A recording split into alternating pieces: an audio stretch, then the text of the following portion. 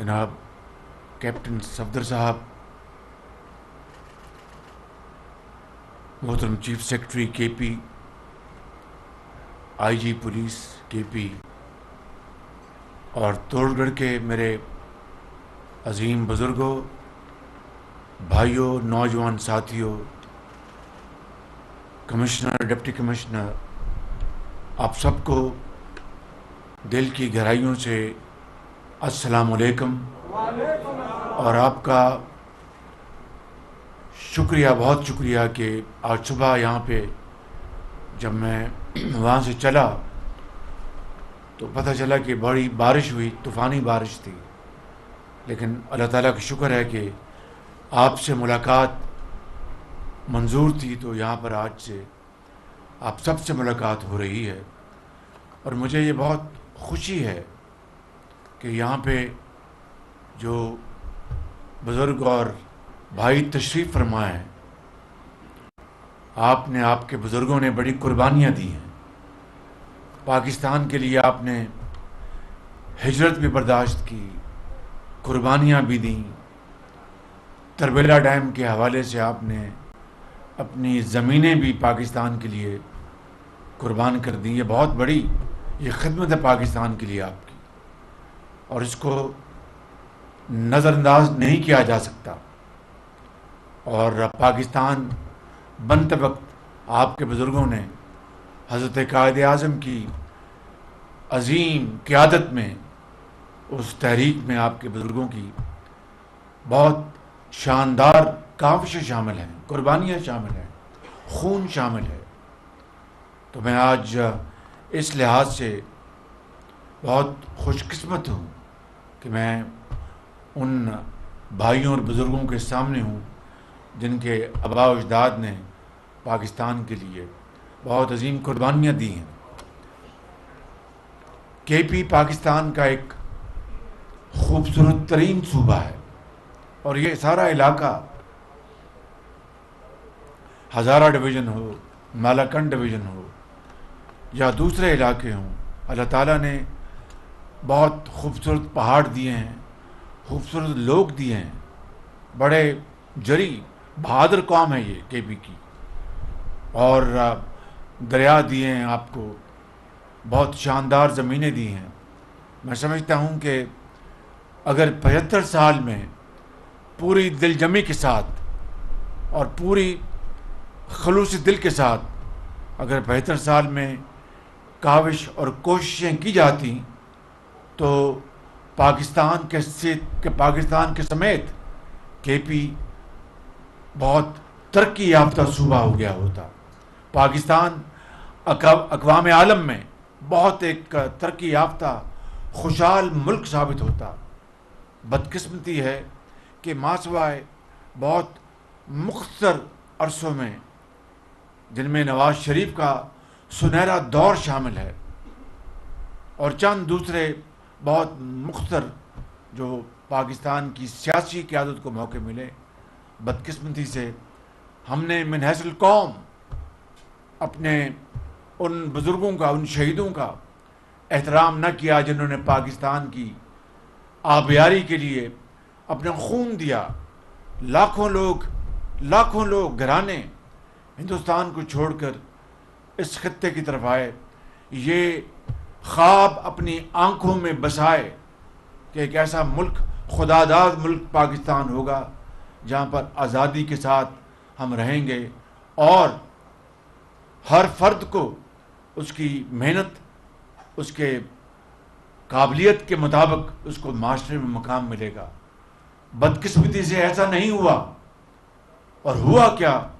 سفارش اور اقربا پروری، رشوت، یہ سکہ رائج الوقت بن گیا. اور آج میں آپ کو اپنے دل پر ہاتھ رکھ کر کہتا ہوں کہ آج ہمارے وہ عظیم بزرگ، وہ لاکھوں شہید، ان کی روحیں آج قبروں میں تڑپ رہی ہوں گی کہ یہ وہ پاکستان نہیں جس کے لیے ہمیں اپنی جانوں کا نذرانہ پیش کیا تھا. مگر میں سمجھتا ہوں میرے بزرگوں اور نوجوان ساتھیوں، جو وقت گزر گیا اس کے اوپر ماتم اور افسوس کرنے کا کوئی فائدہ نہیں. اس سے سبق حاصل کر کے ہمیں آگے بڑھنا ہوگا. اور میرا ایمان ہے کہ انشاءاللہ پاکستان ضرور انشاءاللہ بڑی تیزی کے ساتھ آگے بڑھے گا. اس کے لیے ایک شرط ہے، اور وہ شرط یہ ہے کہ پوری اس ملک کی سیاسی قیادت جو کہ پاکستان کی ترقی اور خوشحالی میں یقین رکھتی ہے، اس ملک کی تمام دوسرے ادارے اور ان کے سربراہ، ہم سب مل کر اگر ہم یہ فیصلہ کر لیں کہ ہم نے پاکستان کی تقدیر بدلنی ہے، تو خدا گواہ ہے کہ ہمارے راستے میں کوئی پہاڑ سمندر رکاوٹ نہیں بن سکے گا. شرط اول یہ ہے کہ ہم اس کے لیے اپنے آپ کو تیار کر لیں. مسافر شب کو اٹھتا ہے جو جانا دور ہوتا ہے. تو یہ اللہ تعالیٰ کا نظام، اس کا حکم ہے.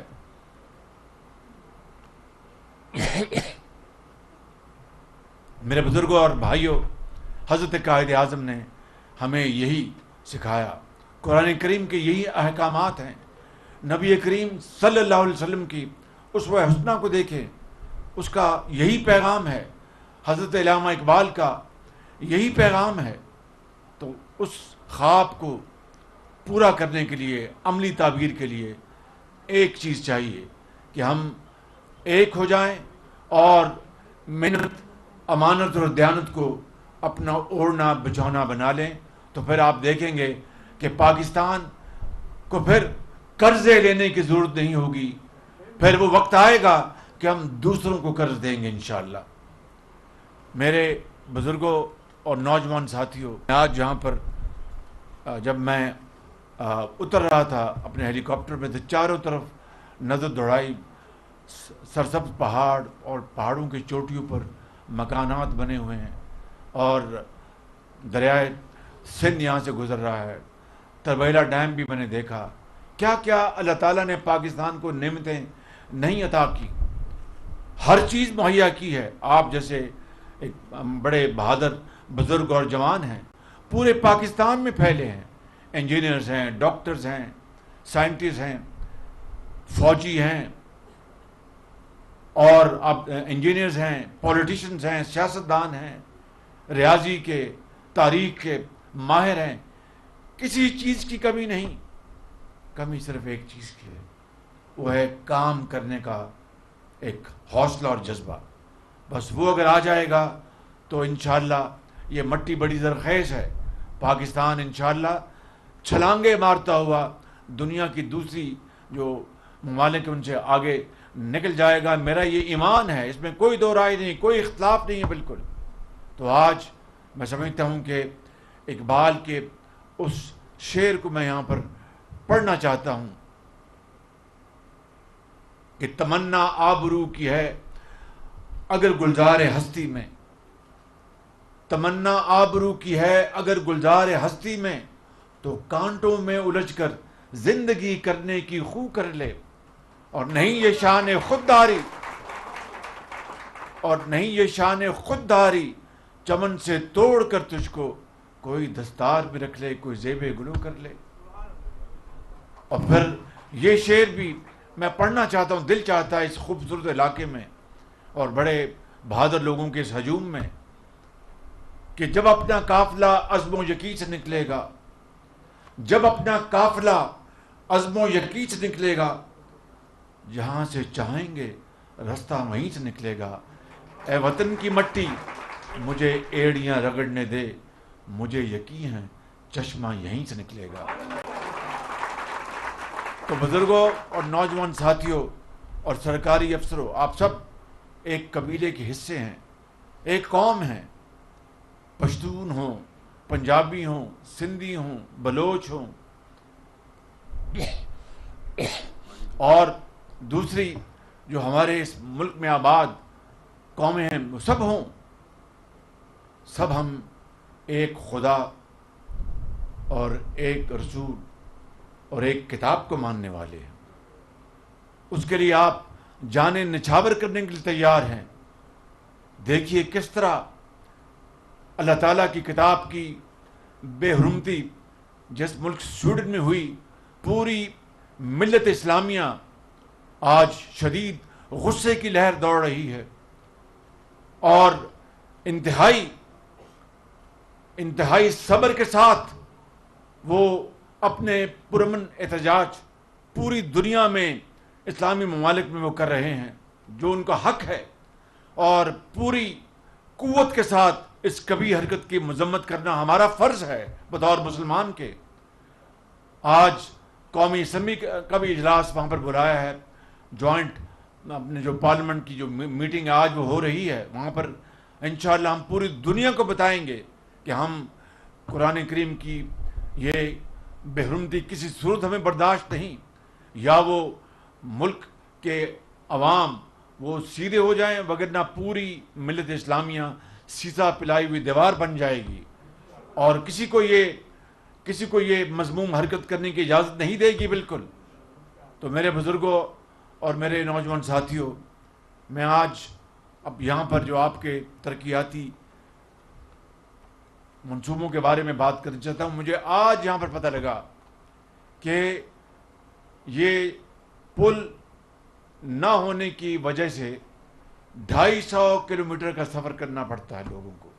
اب بتائیے، میں اپنی بھی اس بے خبری کی معذرت چاہتا ہوں، لیکن مجھے یہ سمجھ نہیں آئی کہ 75 سال گزر گئے، چلو 75 سال نہ صحیح، پچھلے 15 20 25 30 سال میں یہ پل بننا چاہیے تھا، تاکہ 250 کلومیٹر جو کوئی میرا خیال ہے کم سے کم 5 گھنٹے کی مسافت ہوگی، پٹرول خرچ ہوتا ہوگا، پیسے وقت ضائع ہوتا ہوگا، کتنا وقت ضائع ہوا ان سالوں اور ان دہائیوں میں جس کی کوئی قیمت کا اندازہ نہیں۔ اور پھر وقت تو انگریزی کا وہ محاورہ ہے کہ ٹائم از منی، وقت جو ہے وہ دولت ہے۔ اگر آپ وقت کو اچھی طرح استعمال کریں تو آپ ملک کو آپ سونا بنا سکتے ہیں۔ تو یہ 250 کلومیٹر کا جو فاصلہ، اگر یہ پل بن جائے تو صرف 1 کلومیٹر رہ جاتا ہے۔ میں نے ان کو کہا ہے کہ جس ٹھیکیدار کو یہ دیں وہ 24 گھنٹے کام کرے۔ انہوں نے کہا کہ 3 سال میں بنے گا، میں نے کہا نہیں، 1 سال میں بننا چاہیے، اور اس کے لیے وفاقی حکومت پوری معاونت کے لیے تیار ہوگی۔ میں خود آپ سے وعدہ کرتا ہوں کہ جتنی ہماری حکومت کا وقت ہے، میں ان سے مشاورت میں رہوں گا، اور مجھ سے وعدہ کیا ہے کہ ہم انشاءاللہ بہترین ٹھیکیدار لے کے آئیں گے جو 24 گھنٹے کام کر کے یہ 3 سال کے بجائے 1 سال میں اس کو مکمل کرے گا۔ تو اس علاقے کے لوگوں کی کتنی بھلائی ہوگی اور کتنا یہاں پر خوشحالی کا ایک نیا دور ہوگا۔ اور میں جب 1 سال کی بات کرتا ہوں تو ہوا میں بات نہیں کرتا، میرا 10 سال کا اپنا حقیر تجربہ ہے پنجاب میں، بے شمار اس طرح کے منصوبے جو کہ ماضی میں کئی سال لگ جاتے تھے وہ چند مہینوں میں مکمل ہوئے۔ تو اس لیے آپ یقین رکھیں کہ اگر یہ انتظامیہ پوری دل جمی سے یہ کام کرے گی تو انشاءاللہ یہ منصوبہ 3 سال میں نہیں 1 سال میں بنے گا انشاءاللہ۔ اور اللہ تعالیٰ نے چاہا، اگر خدا تعالیٰ کو منظور ہوا آپ کی دعاؤں سے، تو پھر انشاءاللہ اگر اللہ نے ہمیں موقع دیا اگلے انتخابات کے نتیجے میں تو اس کا افتتاح بھی یہاں پر آ کے آپ کے ہاتھوں سے کروائیں گے انشاءاللہ۔ میرے بزرگوں، بھائیوں، اس کے علاوہ ضلع توڑگر اور بنیر کے درمیان سڑک کا بھی ایک منصوبہ، اس کا میں نے آج سنگ بنیاد رکھا ہے، اور ایک سرنگ کا بھی جو بنیر اور کڑکر جو سرنگ ہے جو سوات کو ملاتی ہے، اس کا بھی سنگ بنیاد رکھا ہے۔ یہ تینوں منصوبے ملا کے تقریباً 17-18 ارب روپے کے یہ منصوبے ہیں۔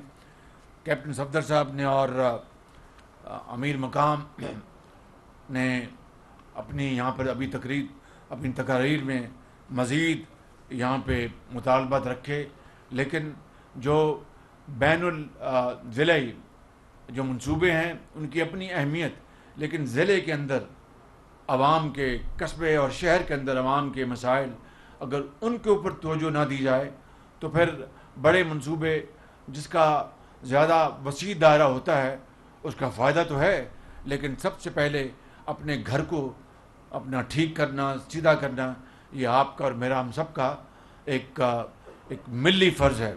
اس حوالے سے جو یہاں پر ڈیمانڈز پیش کی گئیں، یقیناً وہ سبھی کی سبھی انتہائی جائز ہیں اور ہونی چاہیے، لیکن چند کا میں یہاں پر اعلان کر رہا ہوں، پھر انشاءاللہ اللہ تعالیٰ نے موقع دیا تو مزید انشاءاللہ اعلان کریں گے۔ ایک تو دانش اسکول کا میں یہاں پر اعلان کر رہا ہوں، دانش اسکول کا انشاءاللہ۔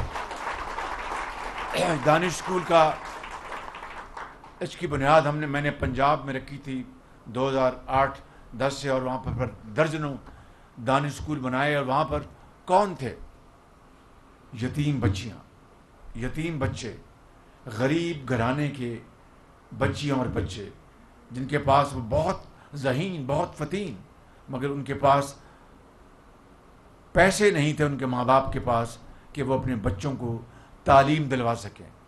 اور امراء کے بچے اس ملک میں، چاہے پشاور ہے، چاہے کراچی ہے، لاہور ہے، کوئٹہ ہے، وہ بڑے بڑے اعلیٰ اسکولوں میں ان کو داخلے ملتے ہیں، بڑی بڑی اعلیٰ یونیورسٹیوں میں، اس لیے کہ ان کے پاس حلال کے پیسے ہیں یا دوسرے وسائل سے پیسے ہیں۔ اور جو غریب اس ملک میں کروڑوں بستے ہیں، جو عظیم پاکستانی ہیں، فجر کے وقت اللہ تعالیٰ کے حضور جھکتے ہیں، نماز پڑھتے ہیں، عاجزی کے ساتھ دعا کرتے ہیں رزق حلال کے لیے، وہ سارا دن محنت کرنے کے باوجود بھی اپنے بچوں کے پیٹ پالنے کے لیے، بیمار بیٹی کا علاج کرنے کے لیے ان کو فیصلہ کرنا پڑتا ہے کہ یہ 300 روپے میں سے میں کیا کروں گا، میں دوائی لا کے دوں بیمار بچی کے لیے، یا بیٹے یا بیٹی کی کتاب لے کے آؤں۔ تو دانش اسکول ہم نے بنوائے تھے پنجاب میں، مجھے یاد ہے ایک بچی، وہ رحیم یار خان کے دانش اسکول کی بچی تھی، اس کو جب میں وہاں پر گیا تو میرے پاس وہ بیٹی آئی میرے پاس، تو اس نے کہا کہ شہباز شریف، میں آپ کا شکریہ ادا کرتی ہوں کہ آپ نے دانش اسکول بنایا۔ میں نے پوچھا بیٹی آپ کے ماں باپ کہاں ہیں؟ ان کا کہ میری جب میں چھوٹی تھی تو میرے جو والدہ تھی وہ اس دنیا سے کوچ کر گئیں، میرے والد تھے وہ کماتے تھے، تو کہنے لگی کہ ایک دن میں 6ٹھی کلاس میں یا 5ویں کلاس میں تھی تو میری ٹیچر میرے پاس آئی، اس نے کہا کہ اپنا جلدی آؤ، ہسپتال جانا ہے۔ میں نے کہا خیر ہے؟ کہنے لگے کہ تمہارے والد کچھ بیمار ہیں، انشاءاللہ ٹھیک ہو جائیں گے۔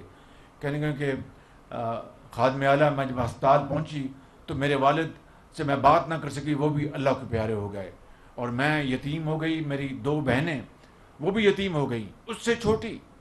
تو اس بچی نے کہا کہ جب یہ دانش اسکول بنا تو آج یہ دانش اسکول یہ میرے لیے چھت کا کام بھی کرتی ہے، بہترین تعلیم ہے، اور میں رات کو اپنے والدین سے خواب میں بات کرتی ہوں۔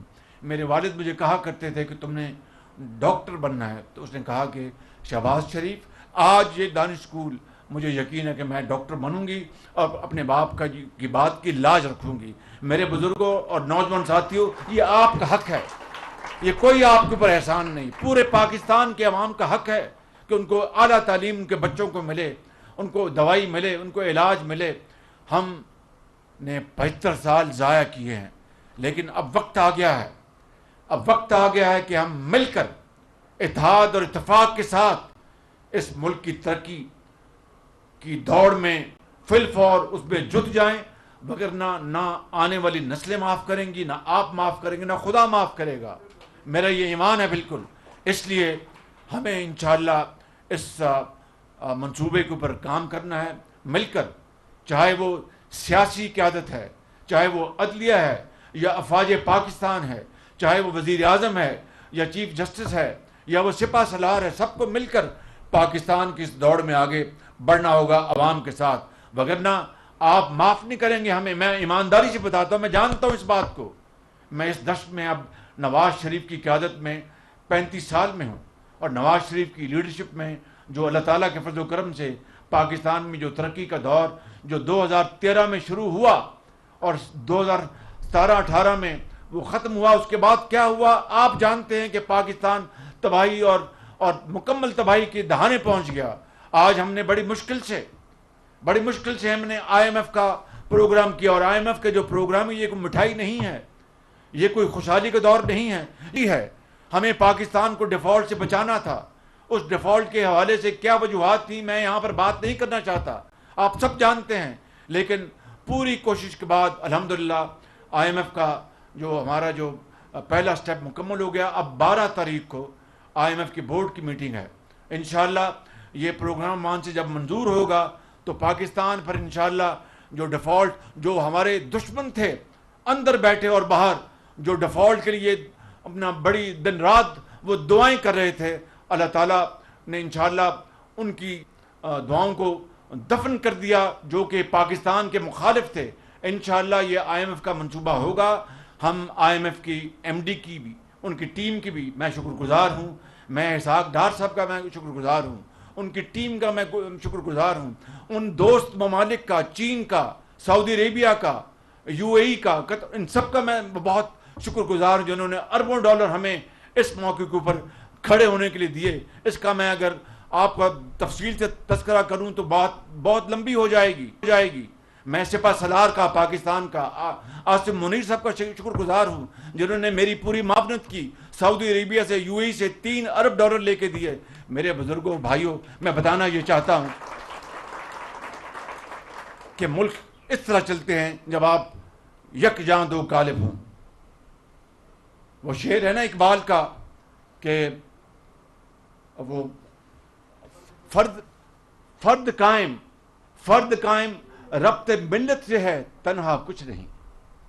یعنی ایک فرد جو ہے وہ خاندان ایک اکٹھا ہو، 4 بیٹے، 2 بھائی، بیوی، بیٹیاں، تو وہ اس کی جو اپنا عزت ہے، اس کا جو احترام ہے، اس کا جو روب داب ہے، وہ ایک فرد کے مقابلے میں بہت زیادہ ہے۔ تو اقبال کہتا ہے بزرگوں سن لیں، فرد قائم ربط سے ہے، یعنی ملت کا جو ربط ہے، ملت کا جو ایک ہے، فرد جو ہے اس سے قائم ہے، اکیلا کچھ نہیں۔ فرد قائم ربط ملت سے ہے، تنہا کچھ نہیں، موج ہے دریا میں بیرون دریا کچھ نہیں۔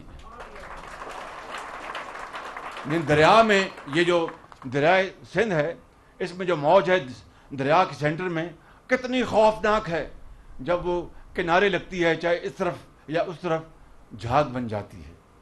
تو میرے بزرگوں، بس یہی قوت جو ہے اتحاد کی، وہ ہمیں انشاءاللہ آگے لے کے جائے گی۔ تو دانش اسکول کا میں نے آپ کو انشاءاللہ یہ حقیر تحفہ پیش کیا ہے، اور اس کے علاوہ بجلی کے حوالے سے کہتے کالا ڈھاکہ میں بجلی نہیں ہے یہاں پہ،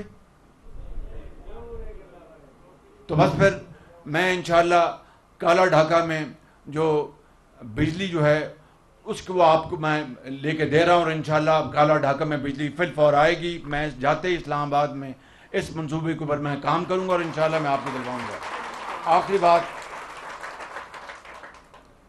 آخری بات